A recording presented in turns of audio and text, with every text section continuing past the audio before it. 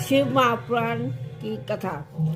संध्या की तपस्या उसके द्वारा भगवान शिव की स्तुति, उससे संतुष्ट और शिव का उसे अभीष्ट वर दे यज्ञ में भेजना।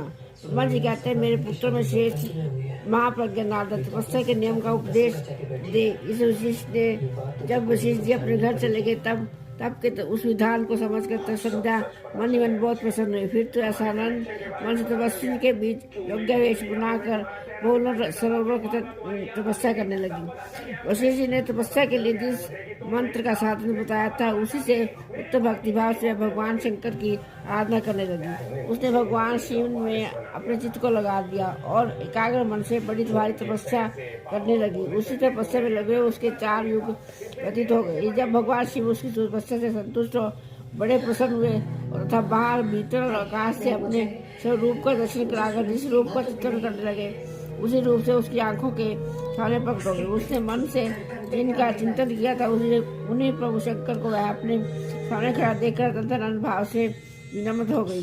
भगवान का मुखारविंद बड़ा प्रसन्न दिखाई देता था। इसके स्वरूप से शांति बरस रही थी। वैसे ऐसा भयभीत हो सोचने लगी कि मैं भगवान हर से क्या कहूँ, इस तरह उनकी स्तुति करूँ।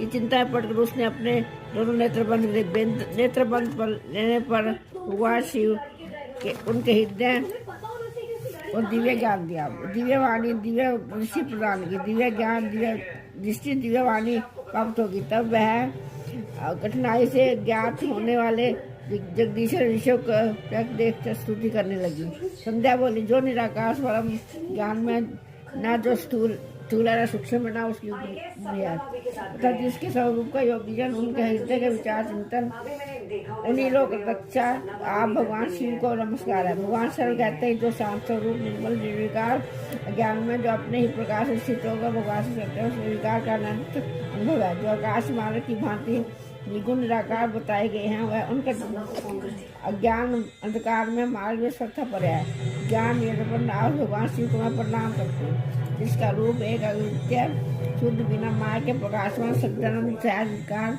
नित्यानंद में से युक्त भगवान लक्ष्मी को देने वाला है। आप भगवान शिव को नमस्कार है। आप स्वरूप की व्यान रूप से बना की जा सकते हैं। उस जगत से ध्यान के योग्य दाता स्वरूप सारभूत सबको पार करने वाला उससे परम पवित्र आप महेश्वर को आप में नमस्कार है। आपको जो स्वरूप गर्भ मनोहर शुद्ध मनोहर चैतन्य आभूषण से भूषित तथा वस्त्र कपूर के समान गौरव ने उसके अपने हाथों पर मूल धारण कर रखा है। उस विद्या में धारण साकार रूप से शोभित आप योग भगवान शिव को नमस्कार है। Subscribe for part 2।